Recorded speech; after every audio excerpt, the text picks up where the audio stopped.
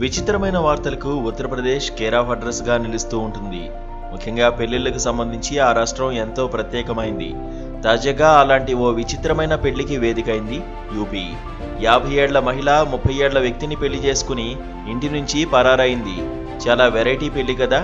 అయితే పెళ్లి మాత్రమే కాదు, దీని వెనుక ఓ షాకింగ్ ట్విస్ట్ కూడా ఉంది. అది తెలిస్తే అవాక్కవడం ఖాయం. ఉత్తరప్రదేశ్లోని అంబేద్కర్ నగర్ జిల్లాకు చెందిన చంద్రశేఖర్ అనే వ్యక్తికి ఇంద్రావతి అనే మహిళతో కొన్నాళ్ల క్రితం వివాహం జరిగింది. అయితే ఇది చంద్రశేఖర్కు రెండవ వివాహం అని తెలుస్తోంది. అయితే చంద్రశేఖర్ పని నిమిత్తం తరచూ క్యాంపులకు వెళ్లేవాడు. భార్య ఇంట్లో ఉండేది. ఇక బంధుత్వం పరంగా మనవడు వరసయ్యే ఆజాద్ కూడా అక్కడే నివసించేవారు. ఈ నేపథ్యంలో ఆజాద్ అప్పుడప్పుడు ఇంద్రావతి వాళ్ల ఇంటికి వచ్చేవాడు. దీంతో వారి మధ్యనున్న బంధుత్వం క్రమంగా ప్రేమగా మారింది.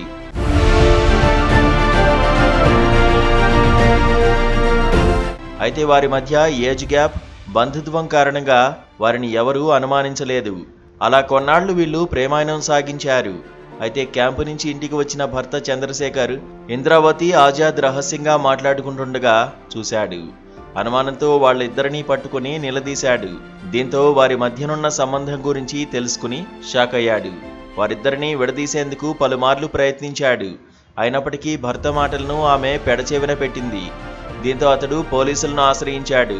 అయితే ఇద్దరూ పెద్దలు కావడంతో అతడి ఫిర్యాదును స్వీకరించేందుకు పోలీసులు నిరాకరించారు. ఇక అక్కడ కలిసి ఉండలేమని గ్రహించిన ఇంద్రావతి, ఆజాద్ వారిద్దరూ పెళ్లి చేసుకోవాలని ఫిక్స్ అయ్యారు. గ్రామం సమీపంలోని గోవింద్ సాహిబ్ ఆలయానికి వెళ్లారు. ఆ తర్వాత నుదుటికి సింధూరం దిద్దుకున్నారు. అగ్నిహోత్రం చుట్టూ 7 అడుగులు నడిచారు. అనంతరం గ్రామం నుంచి పరారయ్యారు. కాగా ఇంద్రావతికి భర్త, 2 కుమారులు, 2 కుమార్తెలు ఉన్నారు. భార్య తనను మోసం చేయడంతో తట్టుకోలేకపోతున్న చంద్రశేఖర్ హిందూ సంప్రదాయం ప్రకారం చనిపోయిన వ్యక్తికి 13వ రోజున నిర్వహించే పెద్ద కర్మ తన భార్య పేరిట నిర్వహించాలని నిర్ణయించాడు. మనవడి వరుసైన ఆజాద్ను ఓ ఆలయంలో వివాహం చేసుకుని కుటుంబాన్ని వదిలి పరారవడం స్థానికంగా పెద్ద సంచలనంగా మారింది. ఈ సంఘటనలో మరో దారుణమైన విషయం వెలుగులోకి వచ్చింది. భర్త, పిల్లలకు విషమిచ్చి చంపేందుకు ఆజాద్తో కలిసి ఇంద్రావతి కుట్ర పన్నిన విషయం బయటికి రావడం మరింత సంచలనానికి దారితీస్తోంది.